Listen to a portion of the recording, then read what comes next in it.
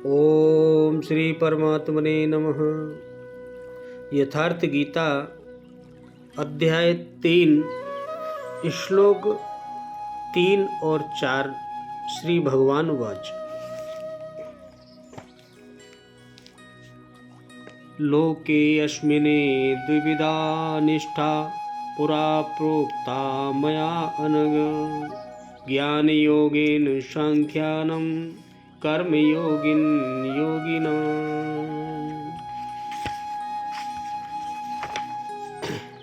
न कर्मणाम अनारंभात निष्कर्म्य पुरुष अनुष्ठते न च संन्यासनात् एव सिद्धिं समधिगच्छति।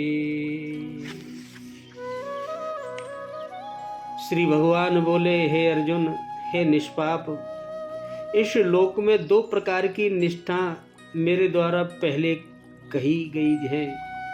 उनमें से सांख्य योगियों की निष्ठा तो ज्ञान योग से और योगियों की निष्ठा कर्म योग से होती है।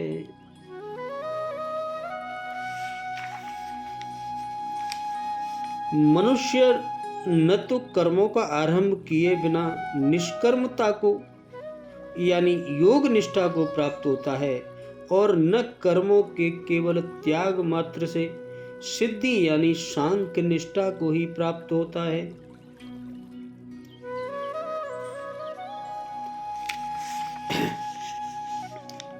साधन की परिपक्व अवस्था अर्थात पराकाष्ठा का नाम निष्ठा है। माया से उत्पन्न हुए संपूर्ण गुण ही गुणों में बरतते हैं, ऐसी समझकर तथा मन इंद्रिय और शरीर द्वारा होने वाली संपूर्ण क्रियाओं में कर्तापन के अभिमान से रहित होकर सर्वव्यापी सच्चिदानंद घन परमात्मा में एक ही भाव से स्थित रहने का नाम ज्ञान योग है। इसी को संन्यास यानी सांख्य योग इत्यादि नामों से कहा गया है। फल और आसक्ति को त्याग कर भगवद आज्ञानुसार केवल भगवदर्थ समत्व बुद्धि से कर्म करने का नाम निष्काम कर्म योग है। इसी को समत्व योग, बुद्धि योग, कर्म योग, तदर्थ कर्म, मदर्थ कर्म, मतर कर्म इत्यादि नामों से कहा गया है।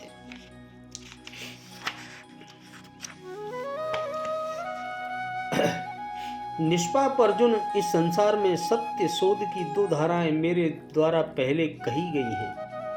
पहले का तात्पर्य कभी सतयुग या त्रेता में नहीं बल्कि अभी, जिसे दूसरे अध्याय में कह आए हैं। ज्ञानियों के लिए ज्ञान मार्ग और योगियों के लिए निष्काम कर्म मार्ग बताया गया।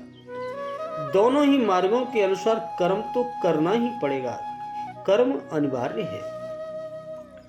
और अर्जुन, मनुष्य न तो कर्मों को न आरंभ करने से निष्कर्मता की अंतिम स्थिति को प्राप्त होता है और न आरंभ की हुई क्रिया को त्यागने मात्र से भगवत प्राप्ति रूपी परम सिद्धि को ही प्राप्त होता है। अब तुझे ज्ञान मार्ग अच्छा लगे या निष्काम कर्म मार्ग, दोनों में कर्म तो करना ही पड़ेगा। प्राय इस स्थल पर लोग भगवत पथ में संक्षिप्त मार्ग और बचाव ढूंढने लगते हैं। कर्म आरंभ ही नहीं करें, हो गए निष्कर्मी। कहीं ऐसी भ्रांति न रह जाए, इसलिए श्री कृष्ण बल देते हैं कि कर्मों को न आरंभ करने से कोई निष्कर्म भाव को नहीं प्राप्त होता।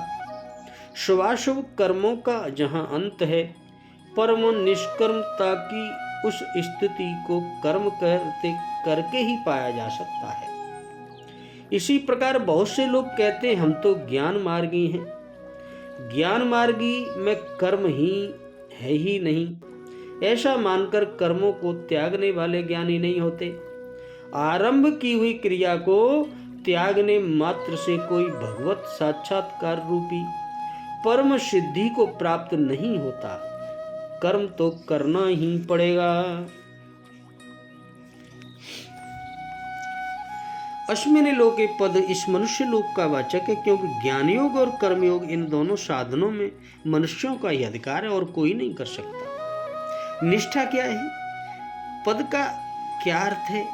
इससे साधु दुविधा विशेष देने का क्या भाव है? निष्ठा पद का अर्थ स्थिति है, उसके द्वारा दुविधा विशेषण देकर भगवान ने यह भाव दिखलाया है कि प्रधानता से साधन की स्थिति के दो भेद होते हैं। एक स्थिति में दो मनुष्य आत्मा और परमात्मा को अभेद मानकर अपने को ब्रह्म से अभिन्न समझता है, अलग समझता है, और दूसरी में परमेश्वर को सर्वशक्तिमान यानी संपूर्ण जगत के कर्ता, धर्ता, हर्ता, स्वामी तथा अपने को उनका आज्ञाकारी सेवक समझता है। बोलो राधे राधे। प्रकृति से उत्पन्न संपूर्ण गुण ही गुणों में बरत रहे हैं, मेरा इनसे कुछ भी संबंध नहीं है, ऐसा समझकर मन, इंद्रिय और शरीर द्वारा होने वाली समस्त क्रियाओं में कर्तापन के अभिमान से सर्वथा रहित हो जाना, किसी भी क्रिया में या उसके फलों में किंच मात्र भी अहंता, ममता, आसक्ति और कोई कामना का न रहना तथा सच्चिदानंद घन ब्रह्म से अपने को अभिन्न समझकर निरंतर परमात्मा के स्वरूप में स्थित हो जाना, अर्थात ब्रह्मभूत ब्रह्म स्वरूप बन जाना, यह पहली निष्ठा है। इसका नाम ज्ञान निष्ठा है। इस स्थिति को प्राप्त हो जाने पर योगी हर्ष, शोक और कामना से अतीत हो जाता है, उसकी सर्वत्र समदृष्टि हो जाती है। उस समय वह संपूर्ण जगत को आत्मा में यानी स्वप्नवत कल्पित देखता है और आत्मा को संपूर्ण जगत में व्याप्त देखता है। इस निष्ठा या स्थिति का फल परमात्मा के स्वरूप का यथार्थ ज्ञान है। वर्ण, आश्रम, स्वभाव और परिस्थिति के अनुसार जिस मनुष्य के लिए जिन कर्मों का शास्त्र में विधान है, जिनका अनुष्ठान करना मनुष्य के लिए आवश्यक कर्तव्य माना गया है, उन शास्त्र विहित स्वाभाविक कर्मों का न्याय पूर्वक अपना कर्तव्य समझकर अनुष्ठान करना, उन कर्मों में और उनके फलों में ममता, आसक्ति और कामना सर्वथा त्याग करके प्रत्येक कर्म की सिद्धि और असिद्धि में तथा उसके फल में सदा ही सम रहना एवं इंद्रियों के भोगों में और कर्मों में आसक्त न होकर समस्त संकल्पों का त्याग करके योगारूढ़ हो जाना, यह कर्म योग की निष्ठा है। तथा परमेश्वर को सर्वशक्तिमान, सर्वाधार, सर्वव्यापी, सबके सुहृदय और सबके प्रेरक समझकर और उनको सर्वथा उनके अधीन मानकर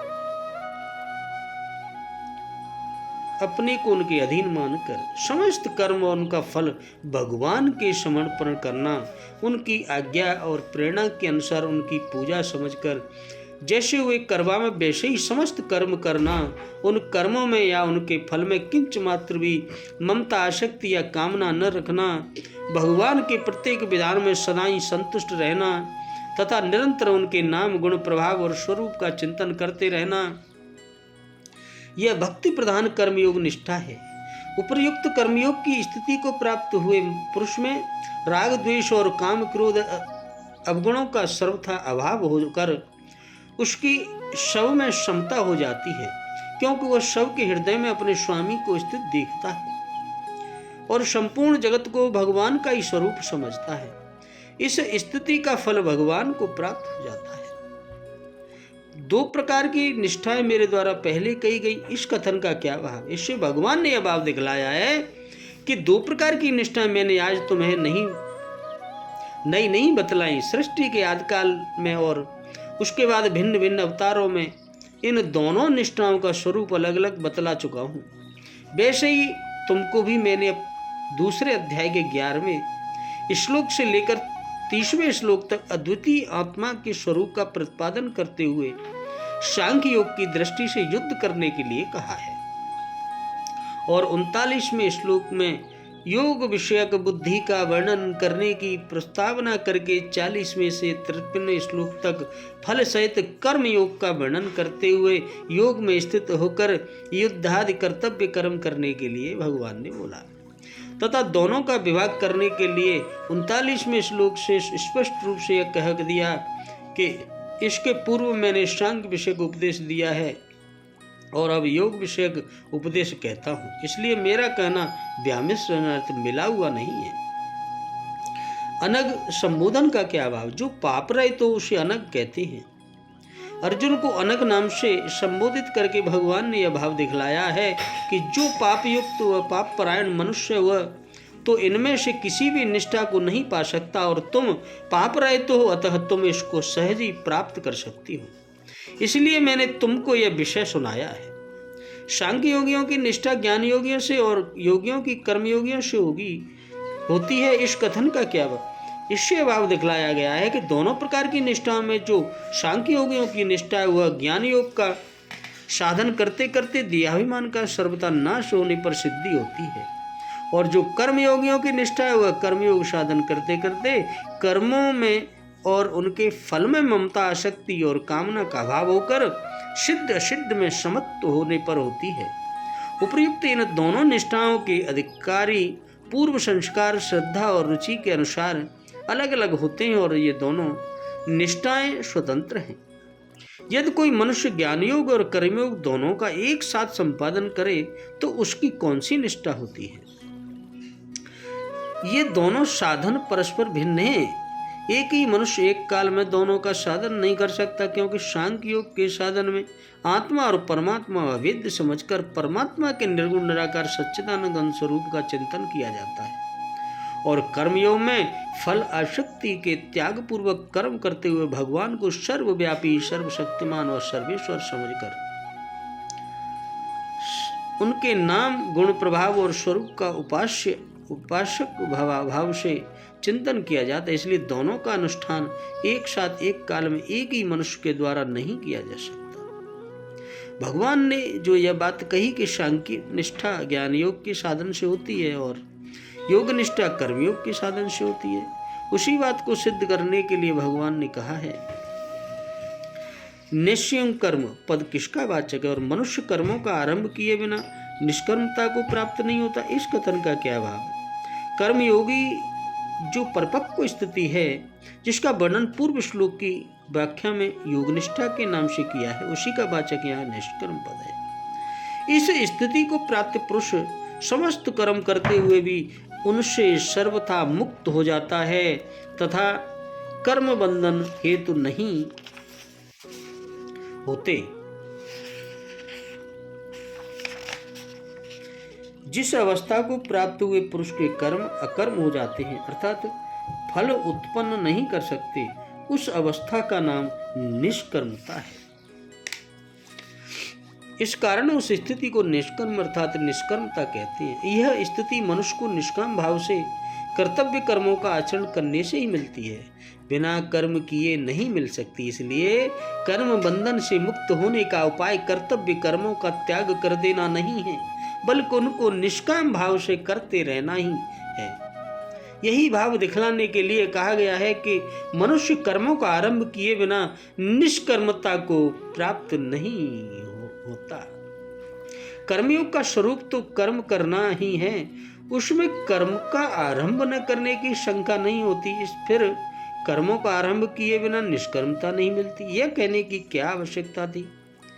भगवान ने अर्जुन को कर्मों में फल और आसक्ति का त्याग करने के लिए कहते हैं और उसका फल कर्म बंधन से मुक्त हो जाना बतलाते हैं। इस कारण वह यह समझ सकते हैं कि यदि मैं कर्म न करूं तो अपने आप ही उनके बंधन से मुक्त हो जाऊंगा, फिर कर्म करने की जरूरत ही क्या है। इस भ्रम की निवृत्ति के लिए पहले कर्मयोग का प्रकरण आरंभ करते समय भी भगवान ने कहा कि माते संडो अश्व कर्मणि, अर्थात तेरी कर्म न करने में आसक्ति नहीं होनी चाहिए। तथा छठे अध्याय में भी कहा है कि आरुरुक्षु मुनि के लिए कर्म करना ही योगारूढ़ होने का उपाय है।